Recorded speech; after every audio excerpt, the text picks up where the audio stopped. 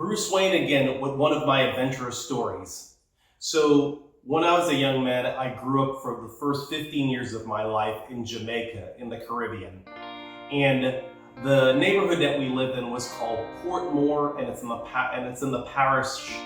parish of St. Catherine. St. Catherine is one of there's like 13 or 14 parishes in Jamaica. And so Portmore was one of the cities, and then within the city there was a town that was called Independence City. We lived at 49 Miami Drive, which is very interesting that at 5 years old I remember the address years later. I'm 53, so I think that's pretty good memory. And I wanted to tell you a story about when we almost burned down the house. So there's 5 of us in the family, 4 boys, 1 girl. I'm the youngest of 5. And so we lived right next to a sugarcane field in the backdrop, like outside of our fence. So you could go over there and technically get sugarcane. But we always knew that if you went over there to try to get the sugarcane, that then the rangers who protect the sugar plant may actually arrest you. Now, I don't know of anybody who got arrested, but I heard of the rangers chasing them in the cane fields trying to catch them because they were stealing cane. Not sure if it was 1 cane or maybe a massive bushel of cane or whatever it is. In any event, we live in a middle-class neighborhood, and my father was a mechanic. In fact, my father had 3 different businesses when I was growing up. My father had a mechanic shop. He had a lit sign business. So basically when you have a business and you put the lighted sign out front, he designed those. He was very good at it. And he also made burglar bars for the windows. It was a thing back when I was growing up that everybody had burglar bars on their windows. Years later, all those things came off the buildings, but that was the layout there. So that's what he did. I don't remember us actually having burglar bars on our windows, interestingly enough. However, we lived on Miami Drive, and in addition to that, in addition to my father having 3 businesses, my mother also had a business that also. We lived in a pretty decent sized house, and so we had what was called boarders. And boarders are basically, she's like caretaker. So we had Miss Mary, which was 90 years old, and she was pretty much bedridden. We had Miss Madeline, and Miss Madeline had a stroke. She used to live in England before, so she grew up in Jamaica, I think, and then moved to England, and then she had a stroke, and then she came back and lived in Jamaica, while our daughter lived in the United States. Remember that name, Miss Madeline, because it's going to come back later on in our history, way down the road, years later. We had Henry and Lois. We call them Henry and Lois because it was the British pronunciation. And we had so Henry and Lois, we had Miss Madeline, and we had Miss Mary. So those are the 4 people at the time that were there, and they lived with us, and my mother was paid to take care of them. So they're in a separate wing of our house that we lived in. So one day when my parents loved going out to the movies, and so one day while they were out and they went out on a date or to the movies, we had built a hut in the back of our house, our property. And so we just went over to the cane field and we got a straw from over there. We built this really big hut in the back of our house. It was huge because there was 5 kids, so we all had to be able to fit in there. So it was pretty tall. And my brother Colin, who was the genius of the family at the time, he helped to construct the engineering part of it to make sure that everything was geometrically laid out, etc. And so we kept on going into the cane fields to get more and more straw to bring it over there. So while my parents were out, we just went into the backyard and basically camped out in the hut that we built, the straw hut. This house is made of straw. So while we were there, it started getting laid out. And one thing about living next to a sugarcane field is that because they saturate the cane field so much with water, mosquitoes was a big part of the problem. Interestingly enough, on a sidebar note, they used to have when we were growing up, they had the smoke man.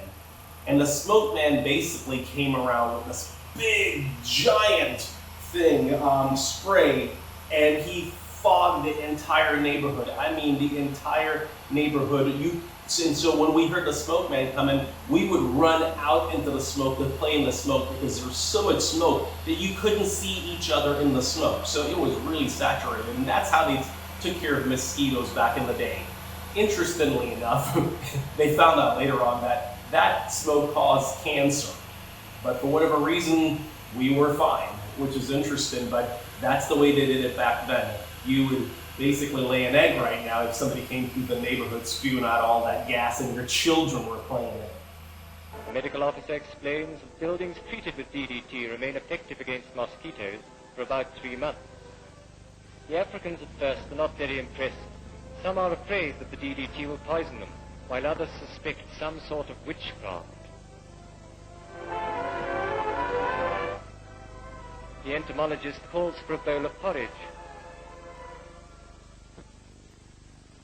This is sprayed with the solution in full view of the audience.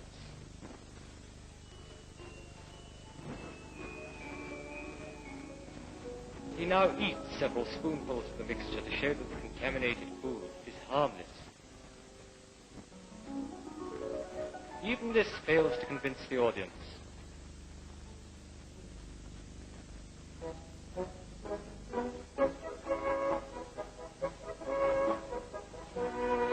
Arab Kipkoy is the chief spokesman and states his objections with eloquence. He says that the new medicine is a bad poison that may exterminate the whole tribe. In any event, back to the story of our little hut that we built there in the back. And so that all these mosquitoes are out and we're getting stung up out in the back, and we certainly did not want to go in. So my brother Colin had made these bottle torches, so you have the kerosene at the bottom with a little wick on top and you light it. And things were working out fine. We're out there having a good time. And then a few mosquitoes went by him, and so my brother was trying to hit him like that. And Wayne is sort of the brawn of the family at the time. And Wayne decided, no, he's not going to do the clapping thing. And so he decided he's going to burn the mosquitoes. And you can see where the story's going to go. So he's sitting there and he's killing the mosquitoes. And then, of course, straw and fire does not go together very well. And so what happened is that, it caught fire, and then, we're trying to pull down the straw, and of course it's like gasoline on there, and it just spread really, really fast. And we ran out of there. My brothers were freaked out, and then we had the hose in the backyard. And so I grabbed the hose, and I decided, I'm the fireman. I'm making fireman sounds, and trying to put out the fire. And then our neighbors from next door look across, and they were like, blown away, like, these kids are burning down the house. And so, my brother's getting, other buckets, and we're trying to put out the fire. And ultimately, we did put out the fire. And so we cleaned up everything nicely afterwards, because one of the things we're good at is clean up stuff as boys to make sure there's no evidence.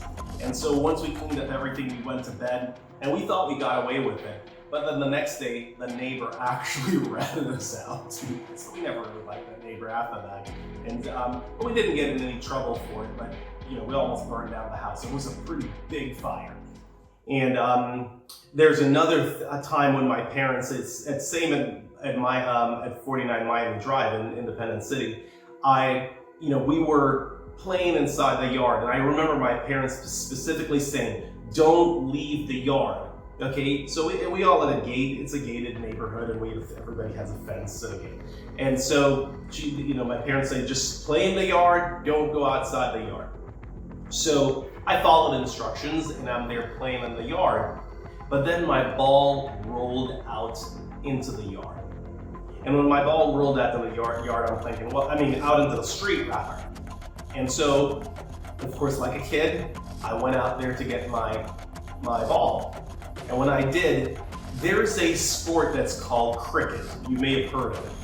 Well, what they don't tell you about cricket, it looks kind of like this little easy thing to do, and everybody's wearing white. But actual cricket is played, the actual ball is made out of cork and tar. It's like somebody throwing a rock at you. It is really, really, really tough. And so when I went out in the street, these boys were out there playing, and all I remember hearing is, "Don't throw the ball, there is a kid." Wham! Right in my mouth. It knocked out all 5 of my teeth instantly. I looked into the ball and I could see 1 or 2 of my teeth were stuck in the ball. That's how fast the kid threw the ball. I don't remember if I went down or not, but what I do remember is that how painful that was. And that's how I knocked out my 5 teeth. Now the story later on is when I was in the 1st grade, and I was entering the 1st grade, or I was in the 1st grade, I can't remember, but at that time I remember my aunt taught at the local school. Interestingly enough, my aunt was a teacher, and so twice in my life, both in the 1st grade and the 3rd grade, my Aunt Barbara actually was my teacher. And so when I went to school with all my teeth missing, kids are brutal. So they start calling me mash mouth, okay? Mashed mouth. And, so they're gonna go mash mouth, mash mouth. And of course, as a kid, that's pissing you off, right? So basically, it was hard enough actually being picked on by those kids. But then when in our class, they used to have this thing called I forgot what it's called, but they're calling attendance, basically. And so they just say the name to make sure the kid is present, and you'd answer present. So if they go, George Bush, present miss, okay, Tom Cruise, present miss, Nicole Kidman, present miss. So they're saying that you're there, I'm here in the class, and the teacher would check off the attendance sheet. And so when the teacher got to me, instead of using my name, she went, mash mouth. And of course I wouldn't answer. And she did it several times and I wouldn't answer, and then I got punished for that. And so then I went to my aunt and told her, I said, look, she's like, well, why aren't you answering? I said, well, because she's calling me names. And I said, well, what is she calling me? Well, she's calling me mash mouth. And my aunt dragged her ass down to the principal's office and actually took care of that, and she never called me that again. So those are my 2 little stories from actually when I went to Independence City High School, and also when I lived in Independence City. Stay tuned, I'll have another segment for you.